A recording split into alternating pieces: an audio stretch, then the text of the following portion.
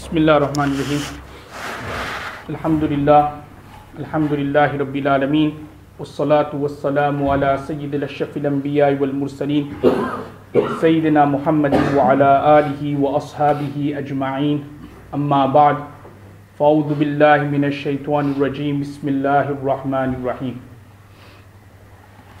Over the past few weeks, we have been touching on the topic of medication. And in particular, over the past couple of weeks, we have been looking at certain diseases, certain sicknesses, certain plagues which affects human beings, which affects us morally, spiritually, and also physically as well. And this topic of siha, i.e. having good health, as mentioned in the hadith of Sahih al-Bukhari, is one of those blessings from Allah subhanahu wa ta'ala which unfortunately we don't really value, we don't really take into consideration. It is mentioned in the hadith of Sahih al-Bukhari, Rasulullah sallallahu alaihi wasallam said, Ni'matani, two blessings, maghbunun fihima kathirum minan nas, which means that many people are maghboon, means many people are at a loss with, many people are deceived, many people are living in this illusion about these two blessings.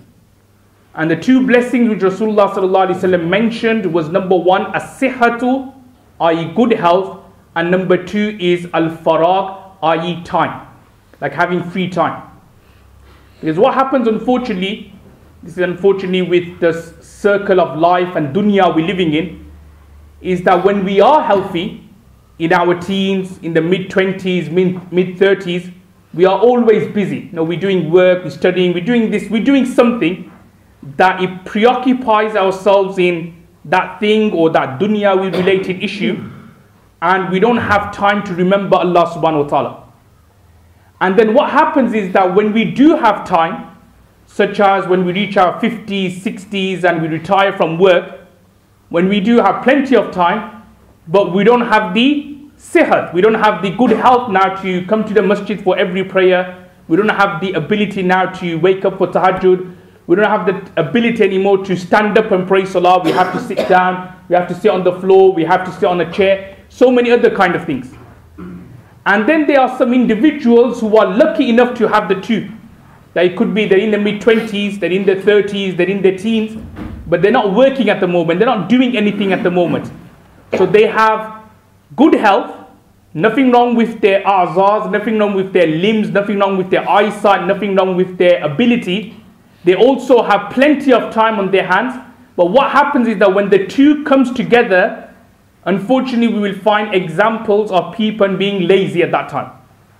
And this is something which Rasulullah sallallahu alaihi wasallam in his du'as would always seek refuge from.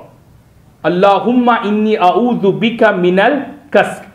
Oh Allah, I seek refuge to you from laziness. Because what happens is that when a person becomes lazy and lethargic, then as we're going to look at later on, it affects him in terms of a'mals, in terms of actions.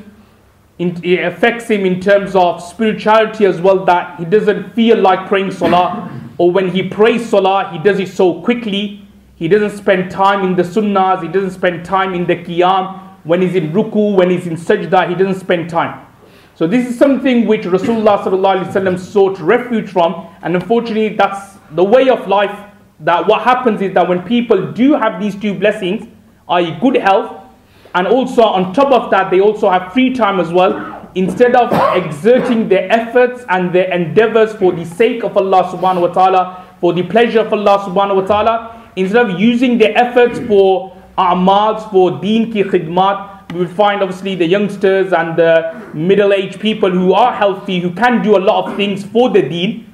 We find them, sitting at home, watching televisions, browsing on the internet, doing things which is not going to help them mentally, not going to help them spiritually, and nor is it helping them physically. So as I was saying, that good health is actually a very important part of Islam, of Deen, and this is obviously going to be one of the topics which I'm going to look at in today's lesson. Now, moving along, like in today's lesson, I'm going to mention two topics, two themes. Firstly is a topic or a theme or a subject where unfortunately many people are involved in. It's not like a sickness or a disease, but it's more like a way of life, which is affecting Muslims and also affecting non-Muslims as well. And the second topic, which I'll look at later on, will be with regards to how to counteract that way of life, how to counteract that particular way which is harming individuals, which is harming people, Muslims and non-Muslims, physically and also mentally as well. Now, the first topic which I'm going to look at is the topic regarding obesity, being overweight. And then the next topic I'm going to mention is how Rasulullah sallallahu alaihi wasallam, what teachings, what guidelines Rasulullah sallallahu alaihi wasallam gave to counteract overweight, to counteract obesity. Because the beauty of Rasulullah sallallahu alaihi wasallam's sunnah, and I probably may have mentioned this before as well, that to gain the love for Rasulullah sallallahu alaihi wasallam, seriously, you need to be reading the seerah. You need to be reading his books. You need to be reading about his life. In particular, there is a very famous book on seerah written by one of our akabireens, Maulana Idris Kandilwi rahimullah, entitled Seeratul Mustafa. So this is a very famous book. You could get it from Amsons and all these places. It talks about the life of Rasulullah sallallahu alaihi wasallam from the moment he was born all the way until he left this world. And in every single part or aspect of Rasulullah sallallahu alaihi wasallam's life, there's guidelines, there's hidayat, there's so many things which we can implement, that I'm sure that if we did implement it, what would happen is that we will save ourselves from so many difficulties and from so many problems. Now, it is mentioned in a hadith which can be found in Musnad Ahmad, Sunan Ibn Majah, Sunan Tirmizi, narrated by the companion Miqdam bin Ma'di Karib. He narrates that Rasulullah sallallahu alaihi wasallam has said that the worst vessel, the worst container a person can fill is the vessel and the container of his stomach. Now let's have a look at the word vessel or container. Container or vessel literally is something or an object which you can fill, which contains something, which contains water, which contains, say for example, food, which contains something that is called a container, that is called a vessel. So literally speaking, this building which we are sitting in, that is also a container. In terms of, people are here, there are objects around, there are settees in the corner, there are chairs, this is literally called a container. A bag is called a container. A glass is called a container. A jug is called a container and a vessel. Similarly, our stomach, our belly is also called a container because it gathers water, it gathers air, it gathers food. So Rasulullah sallallahu alaihi wasallam has said that out of all the containers you can fill in the world, because certain containers you can't fill it to the top. If you do, it's going to cause a lot of mess. Like say for example, you see people when they wake up in the morning and they go to work, especially those who wake up very early, 6 in the morning, 7 in the morning. So what happens is that they take a coffee, one of those big coffee or cup of tea mugs. So they don't fill it up right to the max. Why? Because if they do, the tea is going to spill, the coffee is going to spill, and it's going to mess their car, it's going to mess their clothes. So Rasulullah sallallahu alaihi wasallam said that out of all the containers you can fill, the worst container a person or an individual can fill is the container of his stomach. So in other words, Rasulullah sallallahu alaihi wasallam is telling us that don't eat. When you eat, nothing wrong with eating. When you eat, don't eat to the max. Don't eat that literally you can't breathe afterwards. Don't eat to the max that there's no space for water, there's no space for air. So eat, but as the hadith then next part goes on to explain, that Rasulullah sallallahu alaihi wasallam has said that a few morsels of food is sufficient. A few lukmas of food is sufficient. Just eating a bit, that's sufficient. Then the hadith of Tirmidhi goes on to say that if you need to eat extra, because sometimes what could happen is that you're at a dawat, you need to eat extra, you can't just like suffice on 2-3 lukmas. If you need to eat extra, Rasulullah sallallahu alaihi wasallam has said that make sure you fill your belly. 1/3 of it is for food, 1/3 of it is for water, and 1/3 of it is for air. So that is mentioned in hadith that if you're going to eat extra, because you're at a function, you're at a walima, you're at a wedding, you need to eat extra, you're at a dawat, they made so much food, so you need to eat a bit more than 3 morsels of food. So if you are going to eat more, then the hadith Mubarakah says that eat to such an extent that 1/3 of your stomach contains food, the other third contains water, and the last third contains air. So that's the guideline given by Rasulullah sallallahu alaihi wasallam, that never eat up to the max. Fortunately, we see sometimes when there's buffets and so on, so they want to make use of their, whatever the buffet is, £10, they want to make use of it. So they eat so much that literally they can't, move. They need guys to help them to carry them out of the restaurant and into the car. So this is not the teaching of Rasulullah sallallahu alaihi wasallam. There's nothing wrong with eating or eating the top food. There's nothing, the Sharia doesn't say, you have to eat food which is not of good quality. No, you could eat the best quality of food. But what the Sharia says is that not to eat too much. There should be space there in your stomach for air and also for water as well. Now there's another hadith, this is slightly weaker hadith, where Rasulullah sallallahu alaihi wasallam has mentioned that indigestion, where it's you eat without letting the previous meal digest or letting the previous snack digest. So Rasulullah sallallahu alaihi wasallam has said that indigestion is the roots for all the diseases in the stomach. It's mentioned hadith, slightly weak, but we can use that to show, nowadays, many doctors have said as well, that when you eat and you don't let that food digest and then you eat again and you eat again, then many of the problems of the stomach, like cholesterol and other kind of problems with the heart and the blood getting thicker and causes of heart attacks, causes of strokes, it happens when they eat too much and they don't let that food digest before eating again. Or sometimes what happens, as mentioned in another hadith, that they don't chew on the food properly and they just eat it like that. Then again what happens is that also causes the indigestion as well, and then the stomach takes a while for that food to break down and to process it. And again what then happens is that it leads to a lot of infections in the intestines area. So these are 2-3 hadiths are mentioned. This hadith about eating but not to fill the entire belly, leave some space for air and water.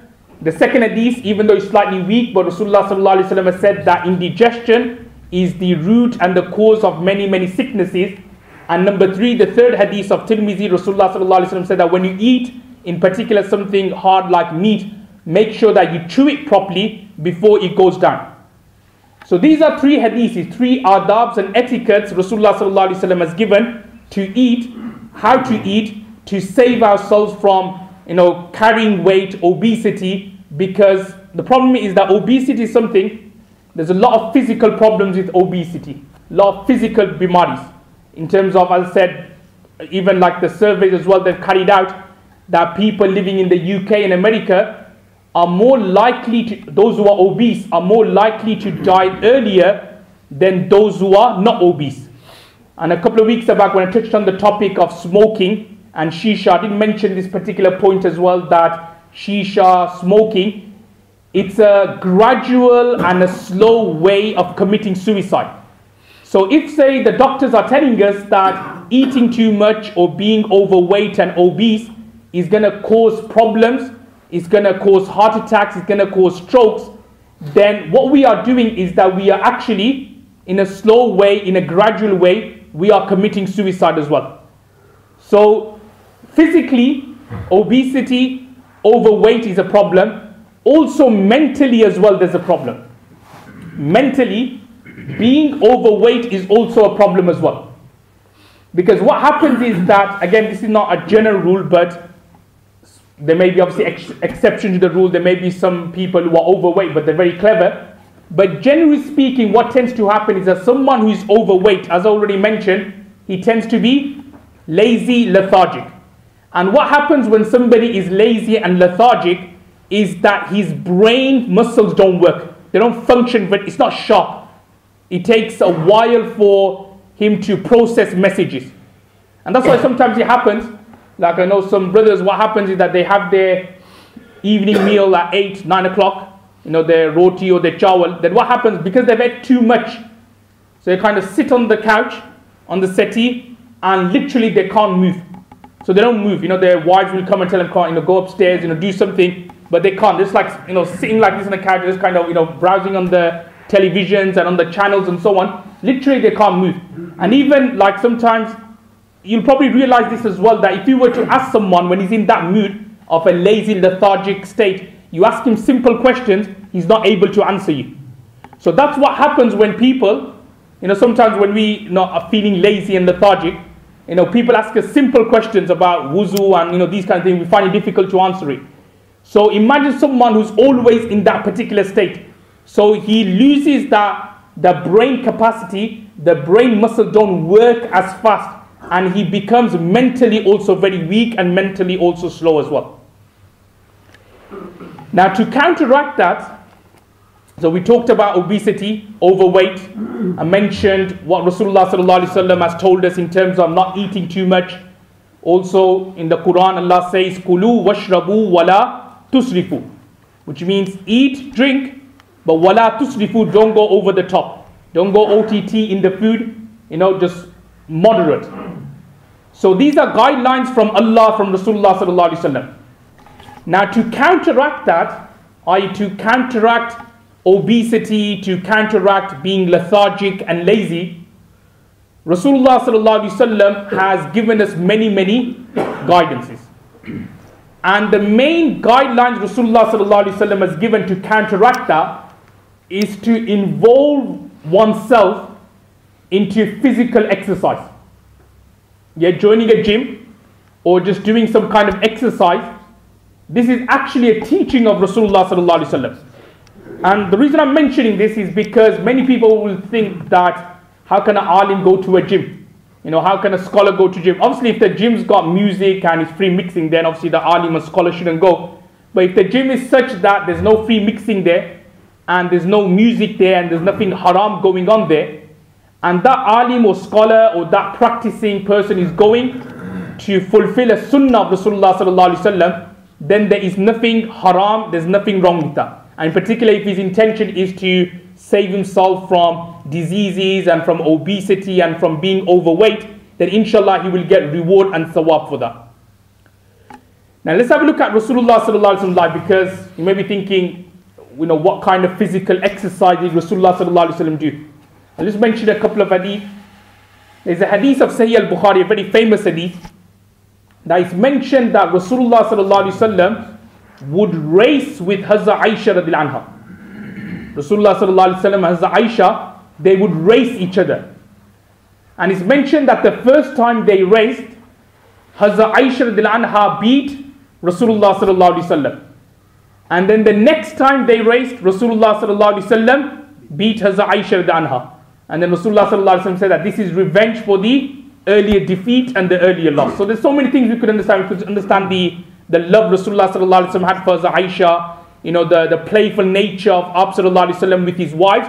But more importantly for the topic of today, we could understand Rasulullah sallallahu alaihi wasallam, he would actually exercise, he would run, he would like jog, he would like go from one place to another. He would do these kind of physical exercises to help himself and also to help the people who are following him, and it becomes a sunnah for the people thereafter. That's one hadith. Then there's another hadith, this is of Sunan Abu Dawood. There was a companion, a Sahabi, his name was Rukana, Hazrat Rukana radhiyallahu anhu, and he was he was very big, very well built, and he was known as a very fierce wrestler. So he was a wrestler. So it's mentioned in the hadith of Abu Dawood that Rasulullah sallallahu alaihi wasallam and Hazrat Rukana radiallahu anhu, they would sometimes wrestle with each other. And the hadith mentioned that some occasion Rasulullah sallallahu alaihi wasallam managed to topple this Rukana person who was very well known to be a very fierce and a very good wrestler. So that's the example of wrestling. Because wrestling, obviously, as long as it's done without harming someone, without giving pain or taklif to someone, that's an example of Rasulullah sallallahu alaihi wasallam wrestling with the Sahabi, doing physical exercises. And another point here, this is like mentioned in another hadith as well. This talks about Rasulullah sallallahu alaihi wasallam's walk. That you need to understand this hadith, but it tells us how, the hadith in itself tells us how strong Rasulullah sallallahu alaihi wasallam must have been. Now this hadith of Sunan al-Tirmidhi is mentioned that Rasulullah sallallahu alaihi wasallam would sometimes be walking and the Sahabas behind, they couldn't keep up with Rasulullah sallallahu alaihi wasallam. Subhanallah. Like you just would walk normally. Now Sahabas, they were like, good fine specimen. They were like strong and muscular as well. But they couldn't keep hold of Rasulullah sallallahu alaihi wasallam. Rasulullah would be somewhere there and the Sahabas would be like lagging behind. Even to the extent that Hazrat Abu Hurairah anhu narrates the hadith, he mentions that sometimes you would see Rasulullah sallallahu alaihi wasallam here, and then in a matter of seconds he'll be over there. So this was Rasulullah sallallahu alaihi wasallam walk. He would walk briskly. He was fast. Obviously, to walk in that speed, you have to be obviously strong. You have to be, because obviously nobody can then say, oh well, he was a prophet, he walked fast. No, Rasulullah sallallahu alaihi wasallam at the end of the day, he was a bashar. He was a human being. He was like ordinary human being. Obviously, he had guidance and barakah, spirituality from Allah subhanahu wa ta'ala. But the basis is Rasulullah sallallahu alaihi wasallam was a bashar. Qul innama ana basharum mislukum, that he was like a human being. So if Rasulullah sallallahu alaihi wasallam could walk so fast and Sahabas behind, they couldn't keep up with Rasulullah sallallahu alaihi wasallam, that in turn is telling us that Rasulullah sallallahu alaihi wasallam physically, he would look after himself. He would keep himself good. He would keep himself healthy. Obviously Rasulullah sallallahu alaihi wasallam, we may have I think I touched on this before, that even the food which Rasulullah sallallahu alaihi wasallam ate, like olives, dates, these are like good food, not like fatty food nowadays. But Rasulullah sallallahu alaihi wasallam ate the right food, to the extent that when Rasulullah sallallahu alaihi wasallam passed away, there were only a few hairs on Rasulullah sallallahu alaihi wasallam's head. So what I'm trying to say is that Rasulullah sallallahu alaihi wasallam looked after himself. He kept himself good, physically good. Now you may be thinking that what can we understand from here? Now what we can understand, and this is also mentioned in the hadith as well, that Rasulullah sallallahu alaihi wasallam has said that Allah subhanahu wa ta'ala loves a Muslim who is strong compared to a person or a Muslim or a believer who is weak. Now strong, weak, not in terms of strength in iman and faith here. Strength and weakness here in this particular hadith is referring to physical strength. Why? Now you may be thinking, why would Allah subhanahu wa ta'ala like someone who's strong? Now the reason why is because someone who's strong, he can do a lot of khidmat for deen. Obviously he could do khidmat for himself in terms of worship, ibadat, nawafil, tasbih. He can do that. But also at the same time, he can do a lot of khidmat for deen. He could go from one place to another. He could obviously help the Muslim ummah. He could do a lot of activities. Why? Because he's strong. However, if he happens to be weak, because this is what unfortunately happens, is that sometimes youngsters, they don't look after their body. So what happens is that fair enough, they do a lot of things, they do a lot of activities, but then may Allah forbid, when they reach 35, something happens to them and they can't do the activities anymore. They have a kind of a heart attack, or something happens that, we hear cases of people in their 30s, they have a heart attacks now. So even though when he was growing up, he was really active in the community activities, first saf for all the prayers, but he didn't look after his health.